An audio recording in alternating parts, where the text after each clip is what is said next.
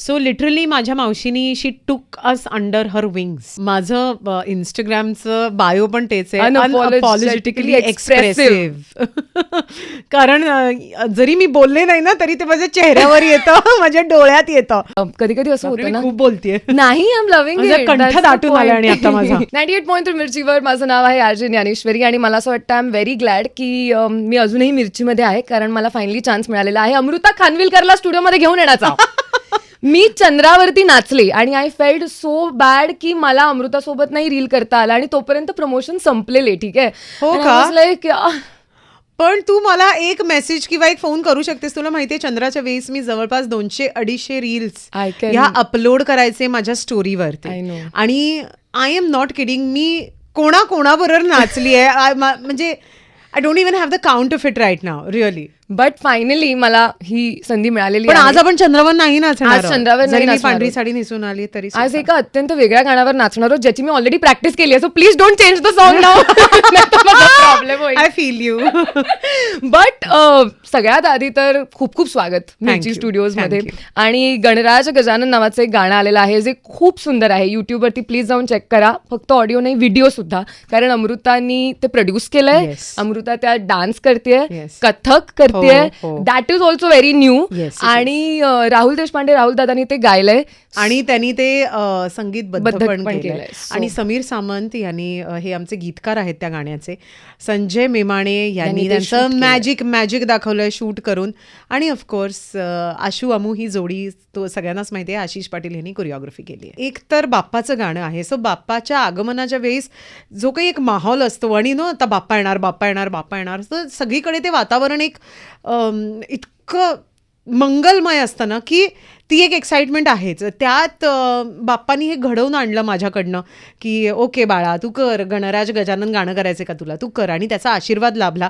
आणि म्हणून आत्ता लहान मुलं त्याच्यावरती रील्स बनवत आहेत. म्हणजे मोदक बनवताना किंवा आत्ता एक मुलगी आहे जिचा मी आत्ताच रील पोस्ट केलं, तिने असं छान नटून बिटून टिकली वगैरे लावून असा प्रॉपर हे लंबोदरवरती रील केलं आहे. सो मला खूप आनंद होतो या गोष्टीचा की आपल्या डोक्यात एखादी संकल्पना येते आणि त्या संकल्पनेला त्याच्या जीव ओतणारी माणसं भेटतात आणि मग त्या माणसांकडनं मग हे गाणं आज प्रेक्षकांपर्यंत पोचलंय आणि लोकांना ते आवडतंय. लोक त्याच्यावर रील्स करतायत. कथ्थक इन्स्टिट्यूट्समधल्या काही स्त्रिया आहेत त्या रील्स करत आहेत आणि मला खूप आनंद होतो या गोष्टीचा. खरंच सांगते तुला. लहानपणीच्या गणपतीच्या काय मेमरीज आहेत? बिकॉज सार्वजनिक गणेशोत्सवामध्ये परफॉर्म करणं हे जितक्या लोकांनी केलंय they know the magic and the fun of it. Of course. म्हणजे आमच्या इथे कॉलनीत पुण्यात श्री गोपाळ विहारमध्ये 5 दिवसाचा गणपती यायचा. मी, माझी आई आणि माझी बहीण आम्ही 5 दिवस डान्स बसवायचो.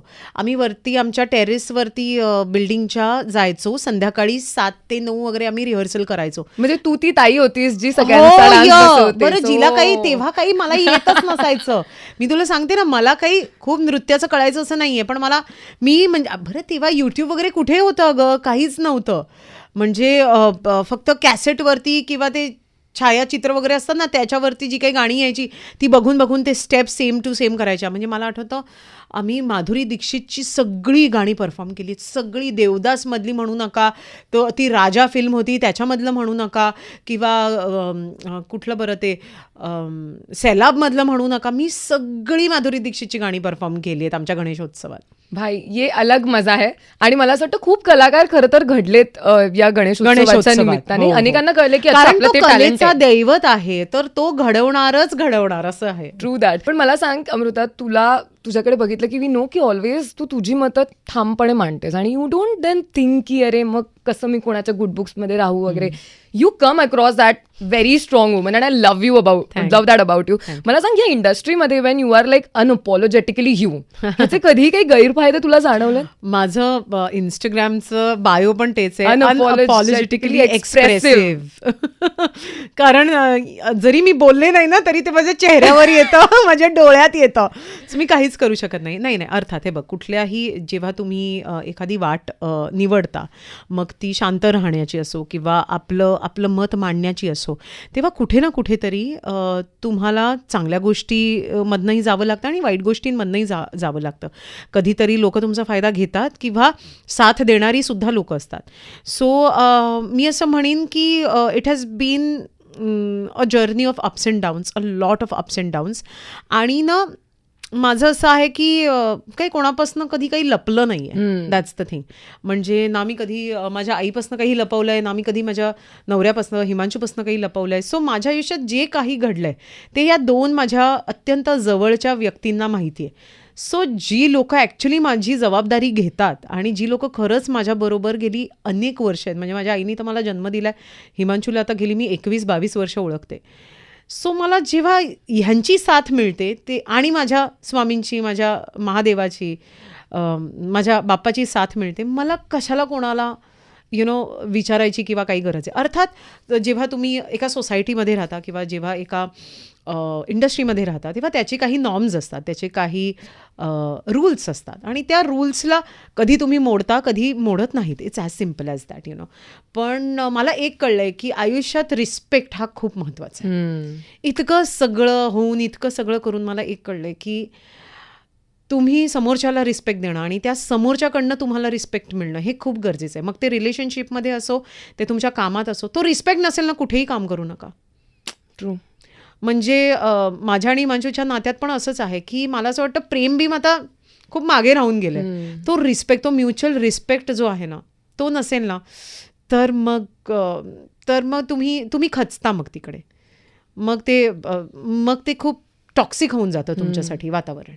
सो तो रिस्पेक्ट तुम्हाला मिळायला पाहिजे.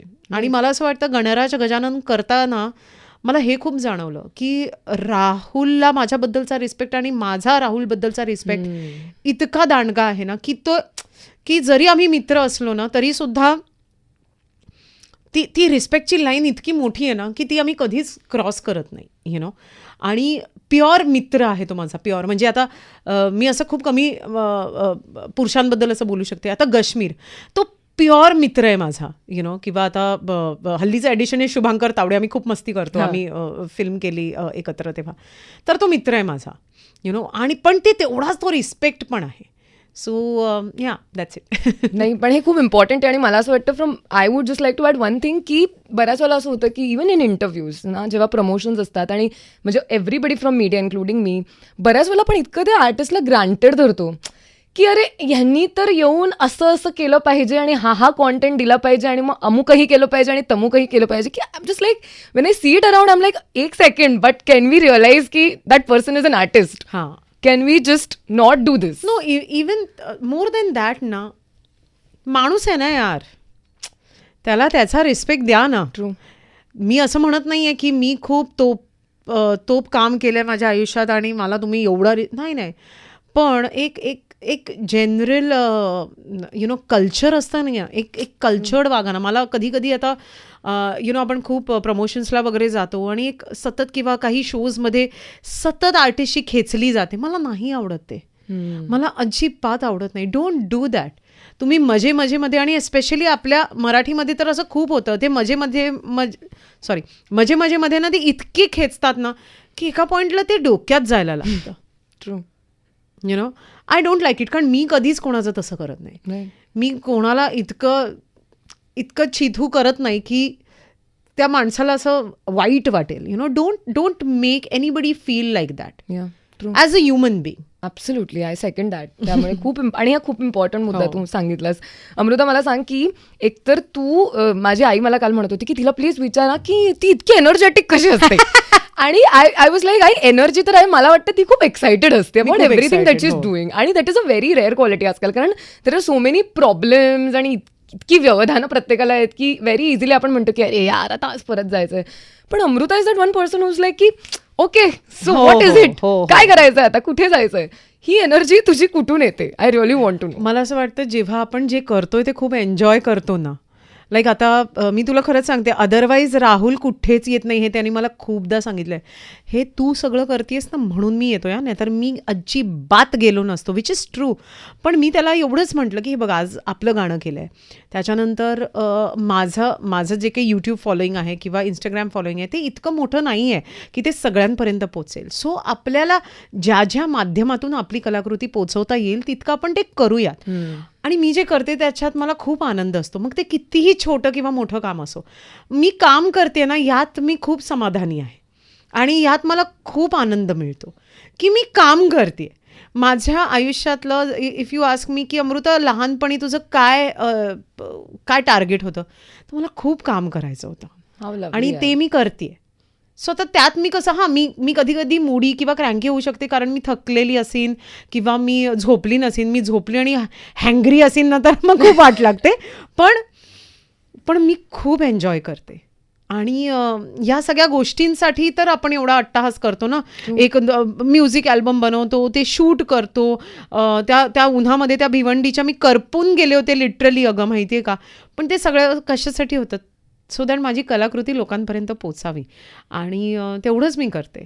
मला कोणीही विचारलं की अमृता तुला काय येतं, तर मी सांगते मला खूप मेहनत करता येते, ती मी करते. हाव लवली यार, वाव. पण मग एवढ्या एनर्जीमधून तुला पर्सनली शांत काय करतं? Are there moments where you're like की मी बरंच काय काय करते पण there are only these little things जिथे I can feel quiet? Wow, okay. नाही, मला असं खूप क्वाईट राहायला आवडत नाही अगं. मला नाही आवडत. मला खूप शांती, लाईक हिमांशू तर म्हणजे मी सांगू का की तो तर म्हणजे शांतीचा पुतळा आहे, मी तुला खरंच सांगते. कारण तो कधी कधी मौनव्रत वगैरे ठेवतो 24 तास 32 तास वगैरे असं सगळं, आणि तो बोलत नाही. मग त्याच्याशी मेसेजवरती बोलावं लागतं किंवा असं मेसेज दाखवावा लागतो. पण नाही, मला नाही खूप शांत राहायला आवडत. मला असं वाटतं, मी बाप्पाला नेहमी म्हणते, मी जेव्हा जाईन ना तेव्हा मला माझ्या आतमध्ये काही नको आहे. जे काही तू दिलंयस ना मला खर्च करून टाकायचं आहे. सो मला असं वाटतं की जितकं मी खर्च करीन तितकं अजून बाप्पा देतोय आणि मग ते अजून खर्च होतं. सो मला असं खूप शांत राहायला नाही आवडत. But yes, I do of course, because मी अशी खूप एनर्जेटिक असल्यामुळे there are my lodge also. जेव्हा मला असं वाटतं की बापरे मी काहीच करत नाही आहे, मग त्यावेळीस I go to my yoga, I go to my fitness. मला जेव्हा मी फिटनेस किंवा हेल्थ कॉन्शियस मी आहेच, पण जेव्हा मी फिटनेस म्हणजे वर्कआउट करते किंवा योगा करते ना, तेव्हा मी सगळ्यात जास्त शांत असते. कारण मी प्रचंड फोकसनी ती गोष्ट करते. राईट. हां, ॲक्च्युली मला आत्ता कळलं तसं. बट वेन यू डिड खतरो के खिलाडी फॉर एक्झाम्पल, ते तर तो एक असा शो आहे की जो बघतानाच माझी यु नो भीती वाटते मला सभ्य शब्दात. तर करताना आय कांट इवन इमॅजिन, म्हणजे it's something it's unfathomable for me. मला सांग, for a show like that जिकडे तू कंटिन्युअसली रिस्क घेतेस आणि काय काय काय काय करतेस, फिजिकल स्ट्रेंथ जास्त इम्पॉर्टंट वाटली की मेंटल स्ट्रेंथ? मेंटल स्ट्रेंथ खूप इम्पॉर्टंट आहे. फिजिकली ते काहीच अवघड नाही आहे. तुम्हाला एका ग्लास केसमध्ये झोपवलं आहे आणि तुमच्यावरती मेण पडतंय किंवा तुमच्यावरती स्कॉर्पियन्स आहेत, पण ते स्कॉर्पियन्स आर नॉट पॉइझनस ना, दे टेक केअर ऑफ दिस ना. जास्तीत जास्त ते स्टिंग करतात, जसं आपल्याला सुई कशी असते तसं. किंवा आता जेव्हा मी एक स्टंट केला होता त्याच्यामध्ये 5 प्राणी होते. सो अळ्या होत्या ज्याच्यामध्ये हात टाकून मला किल्ली काढायची होती. त्याच्यानंतर असा हात लावायचा होता, तिकडे उंदरं होती. त्याच्यानंतर आय थिंक सापाचं एक टनल होतं आणि एक कॉक्रोचमध्ये डोकं टाकायचं होतं. Those cockroach were just smelly, बाकी काही नव्हतं. सो ते डोकं टाकून तोंडाने ती चावी काढायची होती. सो ते मी केलं आणि मी त्याच्यात पास झाले होते. So see, it's all mental. And what do you do ही मेंटल स्ट्रेंथ जमा करण्यासाठी? नाही, माझं असं, मी काही खूप मेंटल स्ट्रेंथ जमा करण्यासाठी असं काहीच करत नाही. मी तुला म्हटलं तसं की मी जेव्हा योगा करते ना, मी खूप बिंदास्त आहे. मी असा विचार नाही करणार की अच्छा ह्याच्यानंतर हे मग समजा हे नाही. फिजिकली काही असेल ना की आता इथून तिथे उडी वगैरे मारायची, मला स्वतःवरती एवढा कॉन्फिडन्स आहे की मी हे करू शकते. You know, that's the thing. आता बट आय फील दॅट एखादी गोष्ट अशी असावी तुमच्या आयुष्यामध्ये, विच तुमचं करिअर असो किंवा नसो, तुमच्याकडे पैसे असो किंवा नसो, that you will always come back to. For me my yoga and my fitness is that. की मी स्वतःला सांगते की उद्या मी जाड झाले, उद्या मी प्रेग्नंट झाले, उद्या मला 4 मुलं झाली, whatever it is, I will always come back to this. So for me that is my core. How lovely यार, वाव. क्वाइट माझं असं ब्रेन असं ओपन झालंय की वाव ऐसे भी लोग होते हैं लाईफ में. But I have to like last 2-3 प्रश्न आहेत, but I have to talk about तुझी आई, बिकॉज आमचा एक वेगळा फॅन बेस आहे ना तिच्यासाठी, ऑफकोर्स है ना, वो भी तो है, आणि we love seeing you guys together. बापरे. मला एक गोष्ट सांग, जेव्हा एक असा फोर्स आईसारखा सतत तुझ्यासोबत आहे आणि she is been to your shoots, तुझ्यासोबत काम करताना, ट्रिप्स, एव्हरीथिंग, फॅमिली तर ऑफकोर्स, घरी तर ऑफकोर्स, कधी असं होतं की यू फील लाईक की यार अप्रिशिएट करणं रह गया यार? नाही, मम्मीला नाही, मी खूप अप्रिशिएट करते तिला. मी चिडते पण खूप तिच्यावर, पण तिचं अप्रिसिएशन कसं आहे, जेव्हा तिला माहिती आहे की माझ्याशिवाय हिचं पानसुद्धा हलत नाही, दॅट इज अप्रिसिएशन. ऑफकोर्स मी असं खूप बोलत नाही, फक्त तिच्या बर्थडेला वगैरे असं खूप बोलते, किंवा तिला ट्रिप्सवरती घेऊन जाते तेव्हा असं बोलते, किंवा पण इट्स अन अनसेड बॉन्ड यार. A mother daughter is an unsaid bond. म्हणजे ती माझी आई कमी आणि माझी मैत्रीण जास्त आहे. ती माझी सोलमेट आहे असं मला वाटतं. म्हणजे आता जस्ट लास्ट इयर मी माझ्या मावशीला गमावलं, आणि ना त्याच्यानंतर you start getting these jitters no, की आता काय होणार आहे, that your parents are getting old आणि असं आणि तसं. सो कधी कधी मी खूप असं घाबरून उठते माझ्या झोपेतून, and I feel like what if she is not there. So मला ना त्याच्यानंतरचं आयुष्य दिसतच नाही. मला गॉड फॉरबिड की whenever that happens, I don't see my life beyond that. आणि हे मी तिला इतक्या वेळा बोलून दाखवलं आहे, एस्पेशली माझी मावशी गेल्यानंतर. But it is what it is, that's a thing. So ती मला म्हणते की असं काहीच नाही आहे आणि हे ते वगैरे, मी नेहमीच राहणार. मी म्हटलं नाही, पण ते for me that physicality is very important. की कोणीतरी माझ्याबरोबर फिजिकली राहणं माझ्यासाठी, मग मी तिला खूप त्रास देणं, मी तिला सतत हक करत राहणं, तिचे केस ओढणं, तिचे केस चेहऱ्यावर आणणं, हे सगळं माझ्यासाठी खूप इम्पॉर्टंट आहे. I am a very physical person like that. म्हणजे मी शाब्दिक असं बोलणार नाही, पण त्या मिठीत तुम्हाला कळेल की ओके हिला काय म्हणायचं. That's the thing. Right. You mentioned about मावशी, ऑफकोर्स वी नो की how much you loved her. पण मला सांग, आता you are also in that role. Yes, oh god. I want to ask you की जेव्हा तू मावशीच्या कॅरेक्टरमध्ये असतेस, जेव्हा तू त्यांच्यासोबत असतेस, तुझ्या भाचीसोबत, do you feel closer to your मावशी इन दोज मोमेंट्स? नाही, इनफॅक्ट जेव्हा माझं करिअरमध्ये काहीतरी चांगलं होतं, आता हे गणराज गजानन आता मी केलं, त्या मोमेंट्समध्ये I think I miss her. I owe my career to her. कारण मी आमच्या घरी मी आणि आदिती आम्ही दोन्ही मुली, तर माझ्या पप्पांच्या साईडचे त्यांना एवढ्या मुलींचं एवढं नव्हतं तेव्हा. सो लिटरली माझ्या मावशीनी शी टूक us under her wings. Literally तिला तिच्या घरात कोणीच मुली नव्हत्या.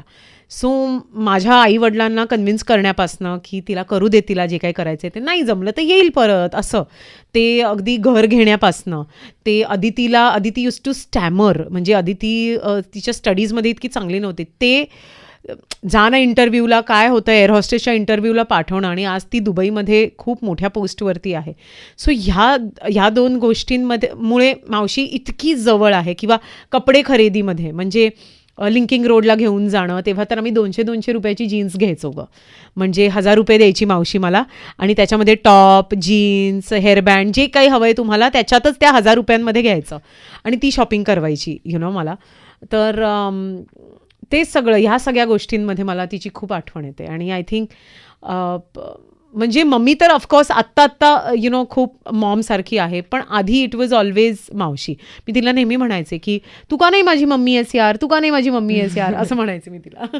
किंवा ती तिच्या हातातून तिचा कालवलेला भात, माय गॉड, म्हणजे त्या भाताचा सुगंध आणि त्या भाताची सर दुसऱ्या कुठल्याच जेवणाला नाही आहे. हाऊ ब्युटिफुल इट इज की म्हणजे आपण इतकं काय काय लाईफमध्ये करत असतो, पण सगळ्यात छोट्या आणि बेसिक गोष्टींमध्ये आपण किती इन्व्हॉल्व्ड आणि आपल्या कोर मेमरीज किती त्याच्याशी रिलेटेड असतात ना. लाईक आय एम शुअर तू इतक्या रेस्टॉरंट्समध्ये ओव्हर द होल वर्ल्ड काय काय काय काय खाल्लं असेल, but all you remember is तिचा कालवलेला भात. Wow, this is so beautiful. Because Amruta, तुझ्या आयुष्यात तुझी मावशी असेल, तुझी आई, आणि you your self R such a strong woman की अशा अनेक मुली असतील माझ्या वयाच्या किंवा अशा अनेक बायका असतील who really look up to you. म्हणजे बियॉन्ड अन ॲक्ट्रेस ऑल्सो.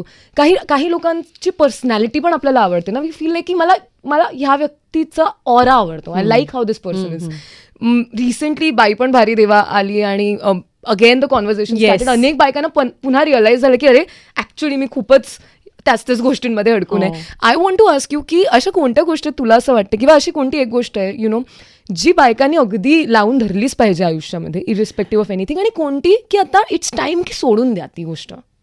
मला असं वाटतं ज्या तुमच्या संसारात छोट्या मोठ्या गोष्टी होतात, ठीक आहे, कोणाशी तरी भांडण झालं असेल, कोणाशी तरी आपण अनेक वर्ष बोलत नाही, कधीतरी ना खरंच स्वतः शांत बसा आणि विचारा की काय झालं, आपण बोललो तर काय होईल.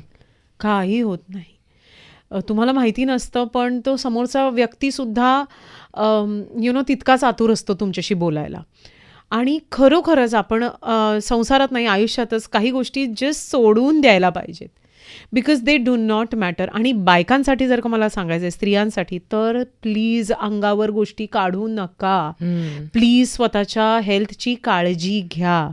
म्हणजे छोट्यातली छोटी गोष्ट कुठेतरी काय होतं की आत्ता ती फक्त हेल्थ रिलेटेड राहिलं नाही आहे, ते खूप स्ट्रेस रिलेटेड, एन्झायटी रिलेटेड, मुलांचं, घराचं, पैशाचं, बिझनेसचं, नवऱ्याचं, अनेक गोष्टींचं स्ट्रेस कुठेतरी स्टोर्ड असतं तुमच्या बॉडीमध्ये आणि ते कधी झपकन वर येईल आणि ते जीवघेणं ठरेल हे तुम्ही नाही सांगू शकत आहे. तर एस्पेशली आफ्टर 20-25 म्हणजे इवन यंगस्टर्स ऑल्सो, सगळ्या मुलींचं मला असं वाटतं की एक तुमचं 3 ते 4 महिन्यात एक तुमची जी काय गायनॉलॉजिकल टेस्ट असतात, त्या हार्मोनल टेस्ट असतात, त्या करून घ्या. Check with yourself. Have a constant check with yourself की काय आहे तुमची हेल्थ आत्ता कुठवर आहे, तुम्ही काय काय करायला पाहिजे, कुठले व्हायटमिन्स खायला पाहिजेत. नाही मी तर आम्ही बाबा गोळ्या खात नाहीत आणि हे नका करू. They are going to help you. मी असं म्हणत नाही आहे की घ्याच तुम्ही गोळ्या, पण हे जे व्हायटमिन्स आहेत, हे जे सप्लिमेंट्स आहेत, they are there to help you. नाही मग पायच दुखतोय मग राहू देत, मी थोडंसं गरम पाण्याचा शेक करते, नका करू तसं. प्लीज डोंट डू दिस. तुमची आई असेल, मावशी असेल, बहीण असेल, वहिनी असेल, प्लीज त्यांना सांगा की स्वतःच्या हेल्थवरती कॉन्सन्ट्रेट करा. तुम्ही ठीक आहात ना तर घर ठीक आहे, नाहीतर काहीच ठीक राहणार नाही. आणि हे मी माझ्या मावशीच्या बाबतीत खूप बघितलं आहे, कारण तिने इतक्या गोष्टी अंगावर काढल्या ना, इतक्या गोष्टी. म्हणजे एका पॉईंटला ना मला माझा राग येत होता की का मी तिला उचलून इकडे घरी आणलं नाही आणि का मी तिची काळजी घेतली नाही. सो ते don't do that to your children. की जर तुम्ही अंगावर काढलं ना आणि उद्या गॉड फॉरबिड तुम्हाला काहीतरी झालं तर त्या अख्ख्या घरावरती फार वेगळा परिणाम होईल. That's the thing. That's true. एक शेवटचा प्रश्न, बिकॉज कधी कधी असं होतं ना, खूप बोलतेय नाही, आय एम लव्हिंग इट, कंठ दाटून आला आणि आता माझा मला ऍक्च्युली त्यालाच अनुसरून एक विचारायचं की जनरली असं होतं की जे लोक असे ओव्हरऑल स्ट्रॉंग आणि अनेक गोष्टी करणारे आणि एनर्जेटिक दिसतात ते तसे दिसतात, पण त्यांची कधी कधी एकदम ऑपोजिट साईड पण असते विच इज व्हेरी इमोशनल. म्हणजे कधी कधी लोकांना मे बी तुला बघून असं वाटेल की अरे तू तर रडत नसशील, but in reality may be your someone जिच्या डोळ्यात लगेच पाणी येईल. आय वॉन्ट टू आस्क की तुझ्या बाबतीत असं आहे का की एक्स्ट्रीम ऑपोजिट? हां, म्हणजे माझ्या आयुष्यात मी सगळं एक्स्ट्रीमच करते बेसिकली, आणि मी एक्स्ट्रीम आहेच. बट अगेन काय होतं ना की रोज मरे त्याला कोण रडे असं आहे. सो मी आत्ता खूप कंट्रोल करायला लागली. नाहीतर आधी माझं असं गंगा जमुना अशी सुरू व्हायची. पण नाही, मला असं वाटतं की जिकडे तुम्ही व्यक्त होण्याची गरज असते तिकडेच तुम्ही व्यक्त व्हायला हवं. आणि your tears are not for everybody आणि your soft side is not for everybody. This world is very very cruel. ही जी दुनिया आहे ही दिसते फार सुंदर, पण तेवढाच कस लागतो तुमचा. आणि तुम्ही ते ठरवायला पाहिजे की कोणासमोर आपण कुठली बाजू दाखवायची. मी पण चुकीच्या लोकांसमोर माझी बाजू दाखवून झालं आहे. लोकांनी त्याचा फायदा घेऊन झाला आहे. लोकांनी सगळं असं ज्यांच्यावर न्याछावर केलं त्या सगळ्यांनी ते सगळं घेऊन झालं आहे. पण एका पॉईंटला तुम्ही शिकायलाही हवं, नाही आता माझं आयुष्य असंच आहे असं नाही होत. दररोज तुम्ही तुमचं आयुष्य बदलू शकता, तुम्ही तुमचा स्वभाव बदलू शकता आणि तुम्ही you can opt for a better life. That's so true. Wow यार, wow. This was my take away personally. Very very beautifully said. खूप खूप धन्यवाद. Thank you. I am so glad this was the first interview that I had with yes, you. It was a very heart to heart. Very glad. खूप छान वाटलं मला. मजा आली मला पण. थँक्यू.